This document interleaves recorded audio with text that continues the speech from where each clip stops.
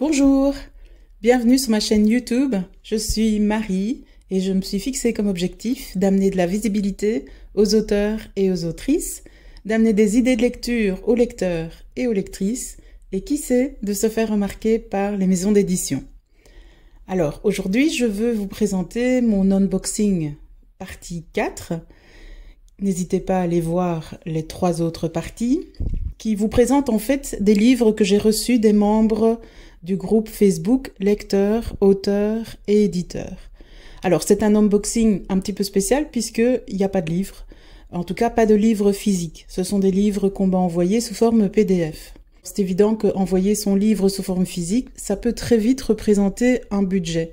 Je vous encourage d'ailleurs à utiliser des plateformes d'envoi comme Mondial Relay ou à vous renseigner au niveau d'un bureau de poste. Il existe apparemment, en tout cas à partir de la France, des tarifs spéciaux si vous envoyez un livre ou une brochure. En tout cas, si vous n'avez pas énormément de moyens ou vous ne voulez pas faire des dépenses, n'hésitez jamais à m'envoyer votre livre sous forme de PDF. Je serai tout aussi ravie. Aujourd'hui, je vais vous présenter une série de livres que j'ai beaucoup aimés. Comme d'habitude, je ne les ai pas tous lus, en tout cas pas complètement. Dans les livres que je vais vous présenter aujourd'hui, il y en a que j'ai terminés. Comme d'habitude, je ne les ai pas non plus rangés par genre. Vous savez que j'aime bien lire un petit peu de tout. J'ai une prédilection pour la science-fiction et l'anticipation, mais grâce au groupe lecteurs, auteurs et éditeurs, j'ai découvert des genres que je ne connaissais pas du tout. J'ai aussi découvert de très bons policiers, par exemple, des livres qui étaient plus axés sur le développement personnel ou bien sur, on va dire, le fait de revivre au niveau émotionnel. Et j'ai aussi découvert des livres qu'on ne peut absolument classer dans aucune catégorie. Par exemple, comme des livres qui étaient vraiment des odes poétiques. Le premier livre avec lequel je voudrais commencer, c'est Le Dernier Desserat de François Calvia. Je suis particulièrement contente de vous le présenter puisque nous avons une collaboration avec François Calvia. Nous allons bientôt pouvoir éditer donc une petite vidéo promotionnelle qui pourra parler de son livre et de l'ambiance de son livre. François Calvia nous livre avec Le Dernier Desserat un roman poignant et profondément humain, inspiré d'une histoire vraie. Ce récit est ancré entre la Corse et les Antilles et il suit le parcours tumultueux d'Adrien, un homme marqué dès sa naissance par l'abandon, la maltraitance et un mystère entourant ses origines. Abandonné dès la naissance en Corse, Adrien est ballotté entre différentes familles d'accueil où il subit malheureusement de nombreux abus. À l'adolescence, sa quête d'identité le pousse à retrouver sa mère biologique, une rencontre marquée par des moments aussi magiques que douloureux avant qu'elle ne se suicide, laissant Adrien sans réponse à ses nombreuses questions. C'est dans le Cap Corse, là où il retourne ensuite, qu'il continue sa recherche, cherchant désespérément à découvrir l'identité de son père et à percer les secrets enfouis de sa naissance. Ce roman aborde avec une intensité rare des thèmes lourds et souvent tabous, tels que l'inceste, la maltraitance et la quête d'identité. À travers des personnages comme Adrien, l'auteur offre une réflexion sur la résilience humaine et la capacité à se reconstruire malgré les drames. L'écriture de l'auteur, décrite comme à la fois poétique et crue, immerge le lecteur et la lectrice dans une exploration émotionnelle puissante qui ne laisse pas indifférent. Le Dernier Desserat est donc bien plus qu'une simple histoire. C'est un témoignage sur la douleur, le silence et la libération par la vérité. Les paysages corses magnifiquement décrits ajoutent une dimension presque mystique à ce récit de rédemption et de découverte de soi. Un roman à lire pour ceux qui cherchent une lecture intense et profondément touchante, où chaque page résonne de la quête inlassable d'un homme pour la vérité sur lui-même et sur son passé. Donc voilà, n'hésitez pas, François Calvia, Le Dernier Desserat. Le deuxième livre que je veux vous présenter, c'est À l'encre du ciel de Karine de Saga. À l'encre du ciel de Karine de Saga, c'est un roman introspectif qui nous amène dans une aventure à la fois géographique et spirituelle. L'histoire suit Delphine, une jeune femme qui en 1996 refuse de continuer à vivre dans les mensonges qui l'entourent. En quête de vérité et de soi, elle quitte Paris pour l'Australie, où elle est plongée dans des expériences et des rencontres qui bouleversent sa vie. Ce voyage initiatique est ponctué de moments de découverte intérieure où des figures mystérieuses comme un artiste médium et des aborigènes la guident à travers des mondes subtils et la culture du temps du rêve. L'influence de la philosophie indienne, de l'art et du chamanisme s'entrelace avec sa quête personnelle, créant une toile riche de transformations spirituelles et émotionnelles. Le roman explore des thèmes profonds comme la recherche de l'identité, la guérison des blessures, du passé et la connexion entre l'individu et le cosmos. Le style de Karine de Saga est décrit comme immersif, avec une capacité à rendre vivants les paysages intérieurs et extérieurs de son héroïne. L'œuvre aborde également la résilience face au drame, l'importance des relations humaines et la quête de sens dans un monde en perpétuel changement. À l'encre du ciel s'adresse aux lecteurs et aux lectrices avides de récits spirituels et transformateurs, où la quête de soi est au cœur de l'intrigue. C'est un voyage littéraire qui mêle réalité et mysticisme dans une prose à la fois poétique et profondément touchante.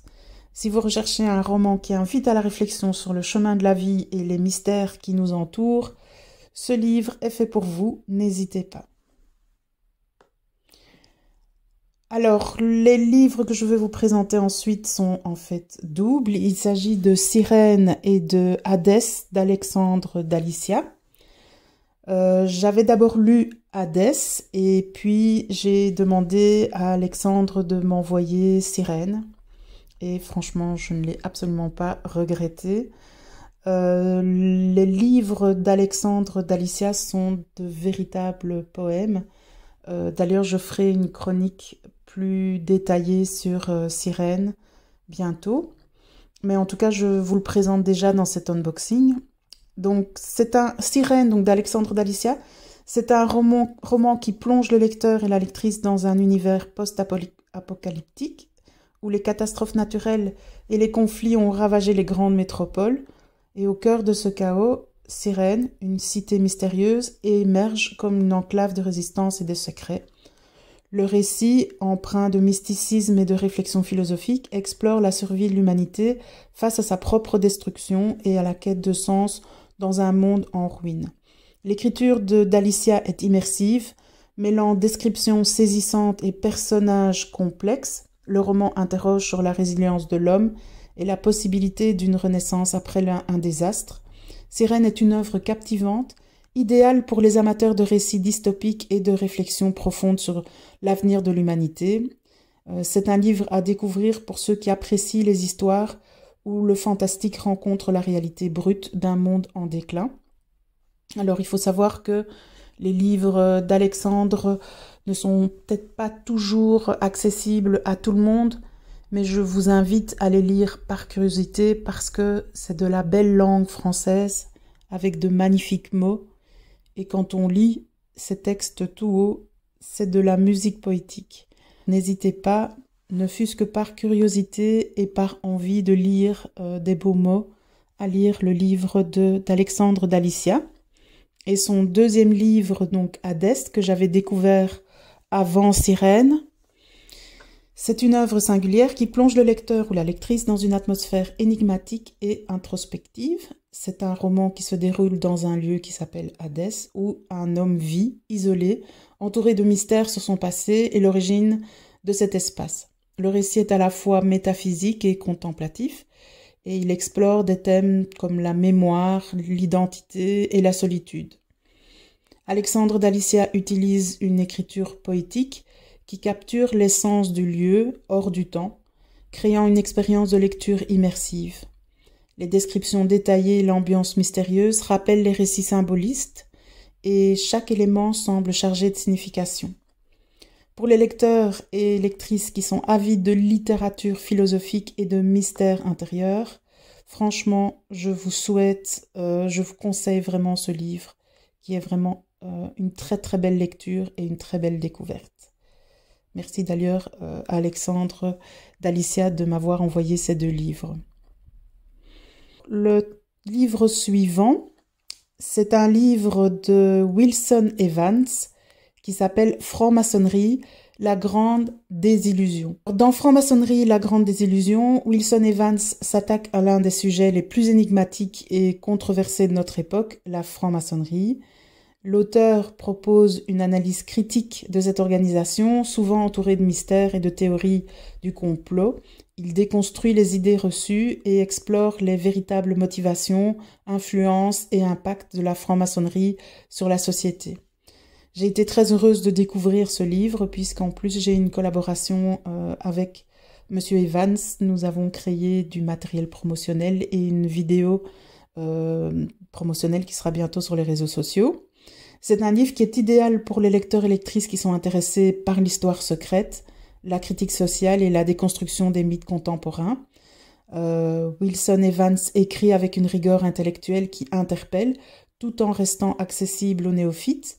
L'ouvrage ne prétend pas apporter des réponses définitives, mais pousse à la réflexion sur ce que l'on croit savoir de cette société discrète.